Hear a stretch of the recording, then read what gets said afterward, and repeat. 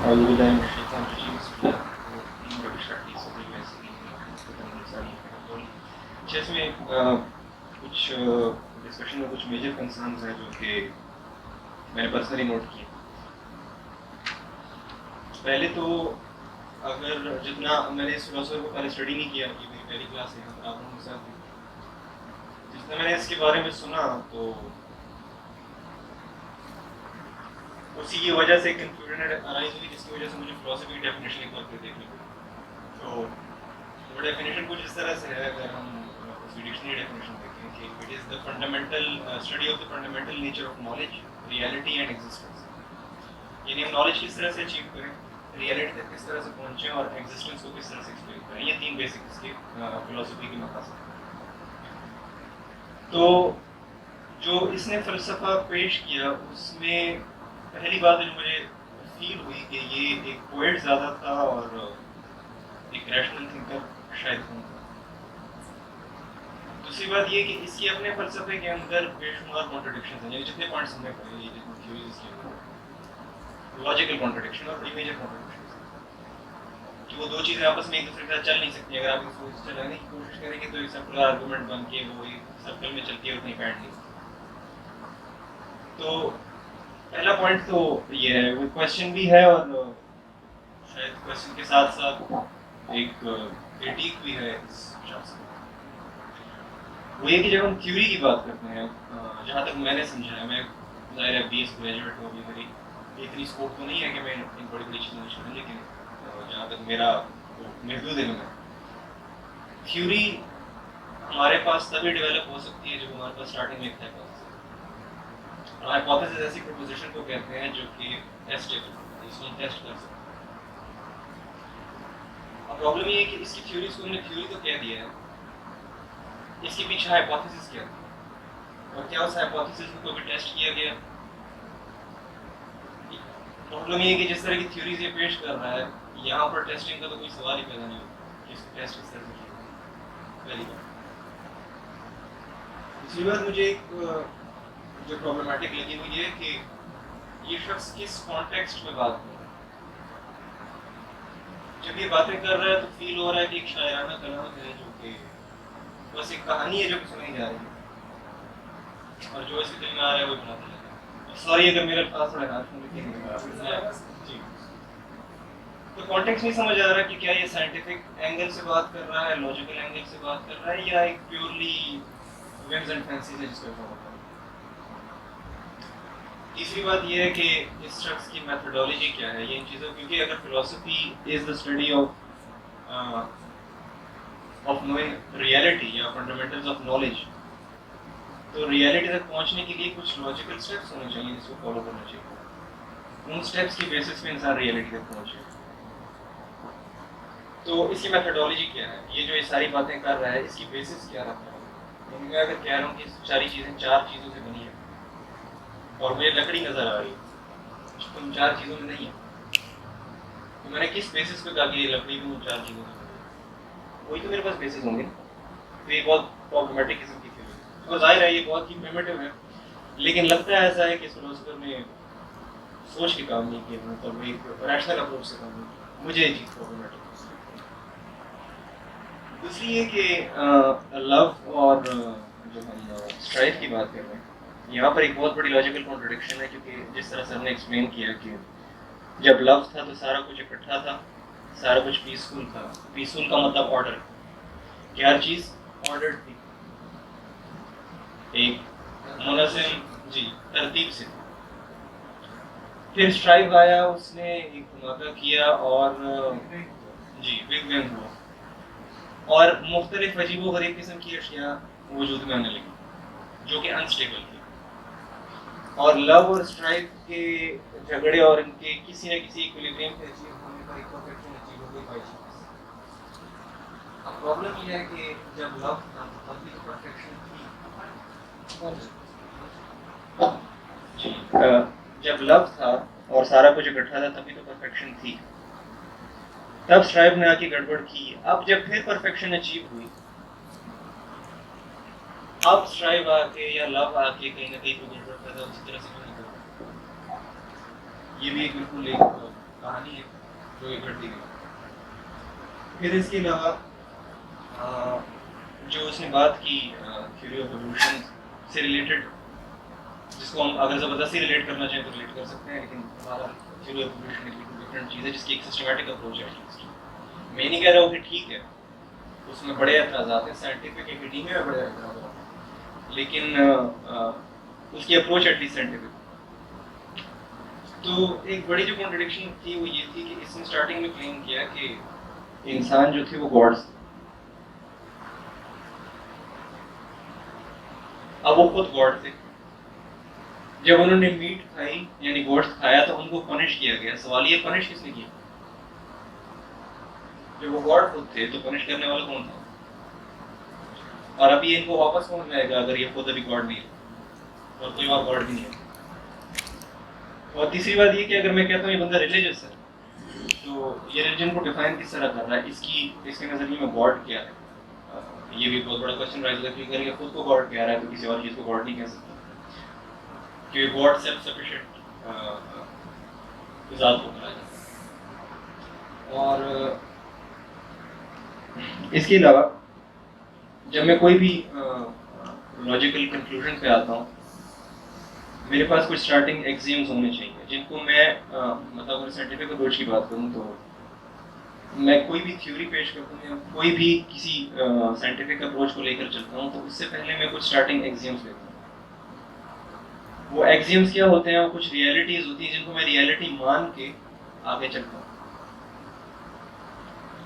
اس نے جس چیز کو ریئلٹی مانا اس کو بھی کسی لاجیکل دائرے میں ایکسپلین نہیں کر پایا.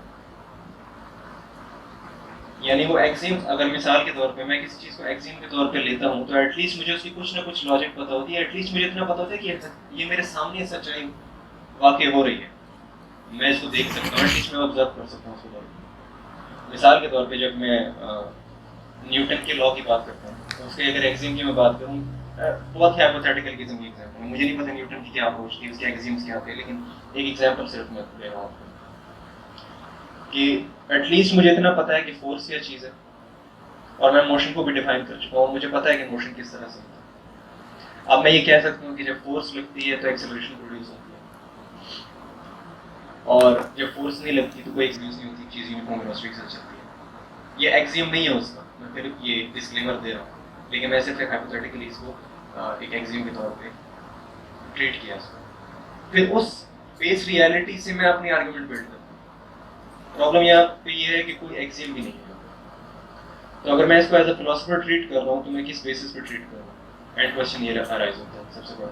اگر اتنی لاجیکل کانٹرڈکشنز کے ساتھ کوئی چل رہا ہے تو وہ کون سی بات ہے جس نے آج کے سائنسدانوں کو بھی اتنا انسپائر کیا کہ وہ اس کی تھیوریز کو اسٹڈی کرتے ہیں، اور پہلے تو اس کو تھیوری کہتے ہیں اور پھر اس کو اسٹڈی کر کے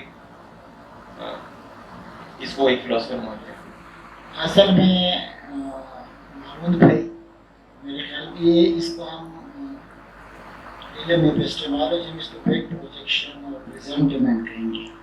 آج علم جتنا اگر اس کو ہم سسٹمیٹک کہیں اور جو چیزیں بنی ہے اس کو ہم اس دور پہ اپلائی کر رہے ہیں تو اس سے پھر بڑی کنفیوژن پیدا ہوتی ہے. آپ اس اینشینٹ فلاسفی کو جو بالکل پریمیٹیو دور میں کرتے تھے، پریمیٹیو کا ہمارا لفظ ہے، اور اس کو جو ہائپوتھیسس آپ ڈیولپ کریں گے، پھر ایگزیم ڈیولپ کریں گے، یہ آج کے دور کی پیدا کردہ چیزیں ہیں علم کی دنیا کی. اس کو ہم وہاں اپلائی نہیں کر سکتے اس کے دور پہ. دوسری بات یہ ہے، اس کو ہمیں ہمیشہ ذہن میں رکھنا چاہیے اگر آپ وہاں ہسٹری پڑھیں کہ وہاں چیزیں یہاں ڈیمارکیشن نہیں ہوئی تھی. یہ سائنس ہے، یہ فلاسفی ہے، یہ ریلیجن ہے، یہ مائتالوجی ہے، یہ مسٹیسزم ہے، یہ چیزیں سب کا مجموعہ تھی. علم بھی اس طرح ہوتا تھا کہ سارے لوگ سب چیزیں اکٹھے کرتے تھے. مذہب بھی ہوتا تھا ایک ہی مدرسے میں اور سب کچھ ایک ہی جگہ ہوتا تھا. ان کا یہاں ڈیولپ نہیں ہوا تھا. علم کی دنیا میں، سوشل سائنسز میں، سائنس میں اگر آج کی جو ڈیمارکیشن ہوئی ہے یا آج کے فارمولے ہیں آپ اس کو وہاں اپلائی کریں گے تو پھر یہ بالکل الٹ چیز ہو جائے گی. یہ پھر آپ اس کو نفاذ نہیں کر سکتے. اس کو اسی دور کی روشنی میں اس میں پڑھیں گے. آج کی جو جدید علم ہے اور روشنی ہے جس کو ڈیولپ کیا جاتا ہے تو پھر وہ بالکل ایک الٹ چیز نظر آ جاتی ہے. یہ اکثر کبھی علم کی دنیا میں خطرناک چیز ثابت ہوتی ہے. آپ کو اسی کانٹیکس میں پڑھیں گے. آپ کی کوشچنز بہت زیادہ ویلڈ ہیں میرے خیال میں. جس طرح سب نے ذکر کر لیا، اگر ہم آج کے دور سے دیکھ لیں تو بالکل ویلڈ ہیں. اور ایک چیز ذہن میں رکھنی چاہیے کہ we are studying the evolution of philosophy, اور اس میں ہمیں مسئلہ کہاں پہ آ رہا ہے. ایک تو انہوں نے کیا لکھا ہے، original text is not original. دوسرا یہ کہ وہ آرگنائز شکل میں کیسز جو بعد میں جو علوم جس طرح ڈیولپ ہو گئی، وہ میرے خیال میں ہم کہہ سکتے ہیں کہ 1000 سال پہلے یا 1500 سال پہلے گزرے. اور اس بندے کی جو ہسٹری سرد ہے جو بتائی تقریباً 2400 سے 2500 سال بنتی. یہ بندہ سقراط سے جو پری سقراٹک ایرا سے تعلق رکھتا ہے، سقراط کا زمانہ ہے اس سے پہلے آتا ہے. میرے خیال میں اسی ٹائم نہ میتھڈالوجی کا کوئی کانسیپٹ تھا، نہ لاجک کا کوئی کانسیپٹ تھا، نہ ریشنلٹی کا کوئی کانسیپٹ تھا. یہ بڑے بڑے کویشچنس تھے کہ بھئی یہ کیا ہو رہا ہے دنیا میں، انسان کیا چیز ہے، انسان کیوں ہے. جس طرح کہ آج کے بڑے بڑے کویشچنس ہیں نا، یہ ایپسٹمالوجی سے ریلیٹ کرتے ہیں، انٹالوجی سے کرتے ہیں وغیرہ وغیرہ. تو انہوں دنوں بہت سارے تقریباً 7-8 جو اس سے پہلے کور کر لیے. تو ان کی بھی کچھ میرے خیال میں اگر ہم لکھنا شروع کر لیں 2-3 پیجز میں ان کے فلاسفیز ہم یہاں پہ لکھ سکتے ہیں. اور کوئی اسی طرح کے انسٹیٹیوشنز وغیرہ نہیں تھے. تو جس طرح سے سب نے ذکر کر لیا، ایگری وتھ ہیں کہ جو اچھا اگر ہم اسی مطلب آج کے زمانے سے دیکھ لیں تو بہت زیادہ فلاز موجود ہیں. لیکن اگر ہم اس کو ایولیوشن کے سینس میں دیکھ لیں کہ جس طرح ایولیوشنز کے کوئی سائنس آج سے 200 سال پہلے کیسا تھا، 500 سال پہلے کیسا تھا، پھر فزکس کا جو وہ لفظ کب استعمال ہونا شروع ہوا، سوسائٹی کا کیسے کب استعمال ہونا شروع ہوا وغیرہ وغیرہ. یہ جو ڈیمارکیشنز ہیں نیچرل سائنس اور فزیکل سائنسز اور سوشل سائنسز میں جو بعد میں بہت زیادہ بعد میں اس میں یہ جو ہے کیٹیگرائزیشن وغیرہ ڈیولپ ہو جاتی ہے. اور باقی آپ کی بات یہ کہ بھئی ریلیجن اگر ہم دیکھ لیں تو اس بندی نے کہا ایسی بات کی، میں تو خود اس کو ریلیجن نہیں سمجھتا نا، لیکن کچھ ایسی قائد کا کی طرف وہ اشارہ کرتا ہے جو اویلیبل ٹیکسٹ ہے کہ ہم اس کو مسٹیسزم یا اس کی جو اپنی ایکسپلینیشن اس کے ساتھ اس کو ریلیٹ کر سکتے ہیں. یہ بالکل ویلڈ کویسچن ہے کہ کس نے اس کو وہاں سے نکالا. ٹھیک ہے، تو بعد میں اگر ہم دیکھ لیں تو حضرت آدم علیہ السلام کی جو ہسٹری ہے نا وہ وہاں سے نکالا گیا. کہتے گوشت کی وجہ سے نکالا گیا. پھر تو ہمارے جو قرآن یا اسلام میں جو اس کی جو اسٹوری ہے وہ بالکل ڈفرینٹ ہے. لیکن اسلام سے بندے سے تقریباً 1000 سال بعد آ جاتا ہے. اس دوران بھی بہت ساری ڈسکشن جو اس بندے اور اسلام کے درمیان 1000 سال کا بہت بڑا عرصہ ہے کہ اس میں مختلف ریلیجنس، کرسچینٹی وغیرہ، یہ جوڈائزم پہلے سے کبھی میچور ہو چکے تھے. اس کے بعد اسلام وغیرہ جو ریلیجن ہے وجود میں جاتا ہے. اور یہ بندہ اٹلی سے تعلق رکھتا ہے. Christianity was in Middle East, تو وہ ایک لوکل مذہب تھا اور شاید یہ اٹلی میں اسی انداز سے نہیں پہنچا تھا جس طرح ہمیں اسلام پہنچا. تو یہ کچھ چیزیں جو کہ میں نے اپنی طرف سے ایڈ کری. اچھا، میں ایک پوائنٹ ایڈ کرنا چاہتا ہوں خورشید صاحب کی جو ڈسکشن اس نے کی کہ یہ جو ہم ایرا ڈسکس کر رہے ہیں یہ اس میں گریک میتھولوجی آپ نے نام سنا ہوگا یا پڑھا بھی ہوگا، تو اس میں بہت سارے گاڈز ہوتے تھے، ان کے جو میتھس تھے اس کے مطابق، اور وہ آپس میں لڑتے تھے، اور اس طرح کے بہت سارے بالکل یونیک قسم کے بلیفس تھے لوگوں میں.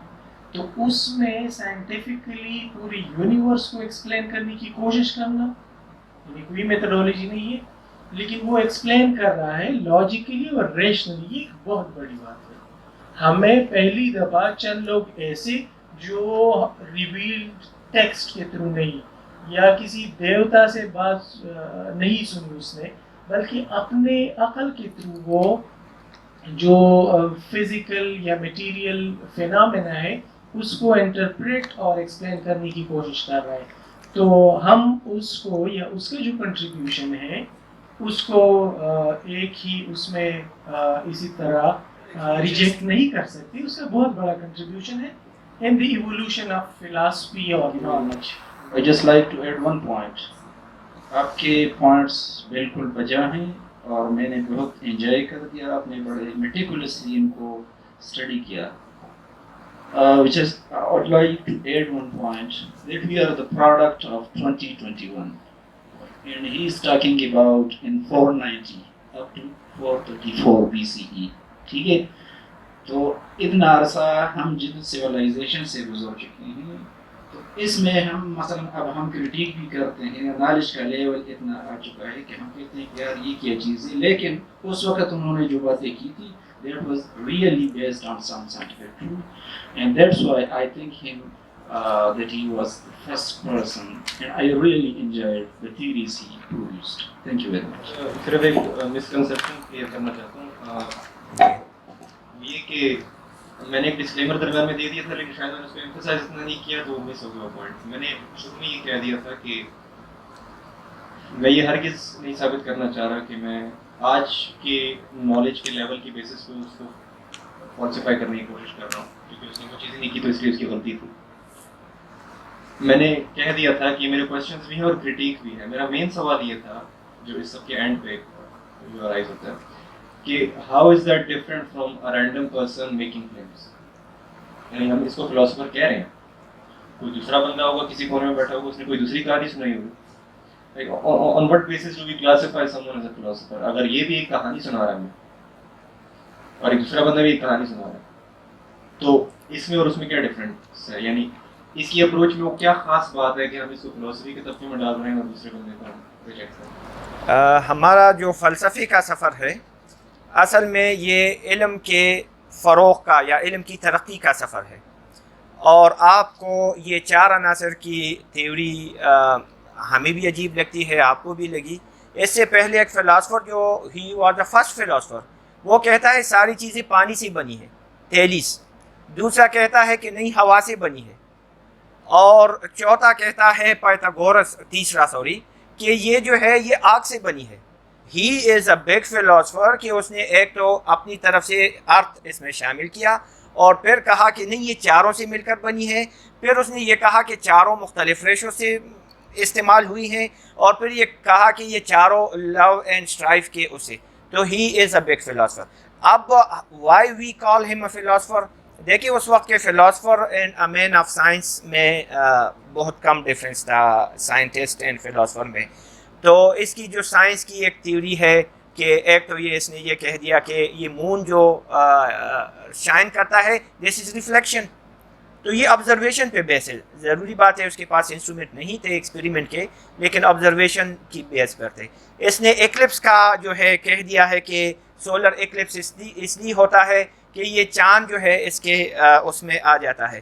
پھر اس نے یہ بھی کہا کہ air is totally different substance from water, کیونکہ بچہ جو ہے کھیل رہا تھا اور کوئی بکٹ تھا اس کے ساتھ اور وہ پانی میں ڈوب نہیں رہا تھا. تو اس نے آبزرویشن کیا.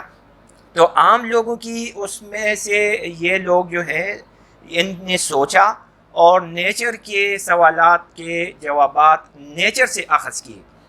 پھر اس کے ان کے گاڈس, گریک کے گاڈس دیوی دیوتا ہیں, یہ ہمارے ذہن میں جو گاڈ کا جو کنسیپٹ آ جاتا ہے دس از ناٹ لائک دیٹ. اور یہ جو ہے ان کے گاڈز آپس میں لڑتے جھگڑتے ہیں, انسانی شکل سے ہیں. اور ایک بات یہ بھی کرتا ہے کہ جب گولڈن ایج تھا, یعنی کہ when love was all over there, تو men were worshipping Aphrodite. Aphrodite ان کی ایک دیوی ہے, لو کی دیوی, اور یہ دیوی رومن میں وینس بن جاتی ہے, اور اپنے مڈل ایسٹ میں یہ اشتار بن جاتی ہے. یہ 4000 سال پرانی دیوی ہے, مختلف اس میں یہ آ جاتی ہے. تو اس کے بعد اچھا لاجک واز ناٹ انوینٹڈ. ہم ابھی آ رہے ہیں کہ افلاطون بہت بڑا فلاسفر ہے, اور ہمارے اس کا پڑھنے کا مطلب یہ ہے کہ افلاطون یا پلیٹو نے از خود سے سب کچھ نہیں کہا. He learned one thing from one person and the other thing from other person, and then he analyzed یہ چیزیں, اس کا کنٹریبیوشن ہے. لیکن افلاطون کو ہم آ رہے ہیں, ارسطو کی طرف ہم آ رہے ہیں. افلاطون نے بھی اس کی بات کو 4 عناصر کو صحیح سمجھا, ارسطو نے بھی اس کی 4 عناصر کو صحیح سمجھا, عرب اسکالروں نے بھی اس کے 4 عناصر کو صحیح سمجھا. اس دوران ایک father of the medicine who is بقراط, ہپوکریٹس، وہ بھی اس کا ایرا ہے یہی 5th سینچری BC، اور اس نے انسانی مزاج کے 4 وہ بیان کیے ہیں جو آج تک ہمارے یونانی حکماء میں ہے۔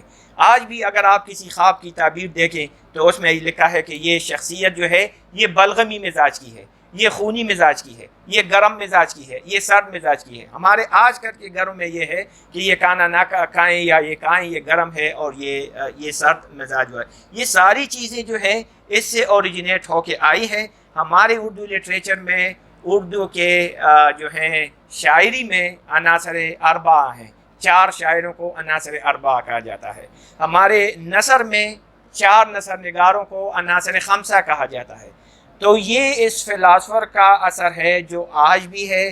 آج بھی آپ حکمت اور حکیم اور ان لوگوں کے وہ دیکھیں تو وہ ان 4 چیزوں پہ جو ہے وہ کر رہے ہیں۔ میں ابھی اس کی ڈائیگرام ڈرا کرنے کی کوشش کروں گا، اور یہ that is why he is known as the father of Italian school of medicine, جو 18ویں صدی تک دیکھیں دس مینڈلیو نے جو ایجاد کیا ہے اپنا پیریوڈک ٹیبل، تو اس سے پہلے کیا تھا؟ اس سے پہلے عناصر اربعہ کتنے بڑے بڑے دماغ بیچ میں سے گزرے ہیں، لیکن سارے عناصر اربعہ کو ان ون وے اور دی ادر وے تسلیم کر رہے تھے، اگرچہ ارسطو نے اس پر ایک اور اس کا اضافہ کیا تھا، وہ اب بعد میں ہم پڑھیں گے۔ بہرحال اس کو ہم ٹوٹلی ریجیکٹ نہیں، اس کی امپورٹنس کو، اور ہم جو ہیں ہم گروتھ آف نالج پڑھ رہے ہیں اور یہ سیکھ رہے ہیں۔ ہم یہ نہیں کہہ رہے، یہ ابھی بڑی بچکانہ باتیں لگتی ہیں۔ اب آج کل تو 118 ایلیمنٹس ہیں میرے خیال میں، اور اس وقت دیکھیں یونیورس یہ پچھلی صدی کی اختراع ہے۔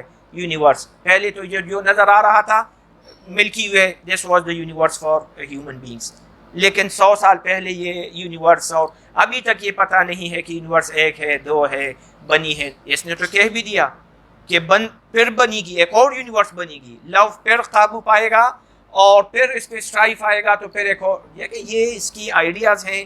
اور اسٹیفن ہاکنگ کی آئیڈیاز کو اگر ہم اس سے ملتے جلتے کر لیں تو it was a big brain, اور ہم اس کو اس لیے نہیں پڑھ رہے کہ اس کی فلاسفی کو یا اس کی تھیوریز کو ہم آج کے لائف میں امپلیمنٹ کرنے کی کوشش کرتے ہیں۔ ہم اس کے ایفرٹس کو پڑھ رہے ہیں کہ how great man he was.